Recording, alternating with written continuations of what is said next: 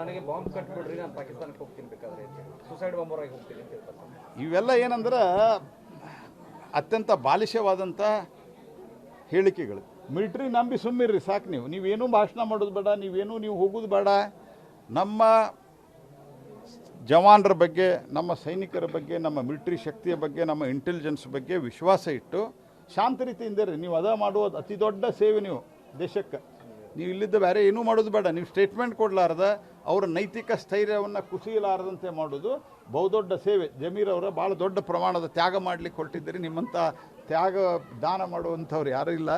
ಅದಕ್ಕೆ ನಿಮ್ಗೆ ದೊಡ್ಡದು ನಮಸ್ಕಾರ. ನಿಮ್ಗೆ ನಿಮ್ಮ ಪಾರ್ಟಿಯವರು ಶಾಂತ ರೀತಿಯಿಂದ ಕೂತರ. ಜಮೀರ್ ಅವರು ಕಳ್ಕೊಳ್ಳೋದಕ್ಕೆ ನಿಮ್ಗೆ ಇಷ್ಟ ಇಲ್ಲ ಅನ್ಸುತ್ತೆ. ಅಲ್ಲಲ್ಲ, ಜಮೀರ್ ಅವ್ರು ಕಳ್ಕೊಳ್ಳೋದಿಲ್ಲ. ಜಮೀರ್ ಅವರು ಶಾಂತ ರೀತಿಯಿಂದ ಇದ್ರೆ ದೇಶಕ್ಕೆ ಸುಸೈಡ್ ಬಾಂಬರ್ ಹಾಕಂತಾರೆ. ಅದಕ್ಕೆ ಜಮೀರು, ಆಮೇಲಿಂದ ಸಂತೋಷ್ ಲಾಡು, ಖರ್ಗೆ ಸಾಹೇಬರು, ಇನ್ನಿತರ ಯಾರು ಇದ್ದಾರಲ್ಲ, ಅವ್ರು ಡೆಲ್ಲಿ ಒಳಗೆ ಸ್ಟೇಟ್ಮೆಂಟ್ ಕೊಟ್ರೆ ಎಲ್ಲ ಹೆಸರು ನಂಗೆ ನೆನಪಿಲ್ಲ.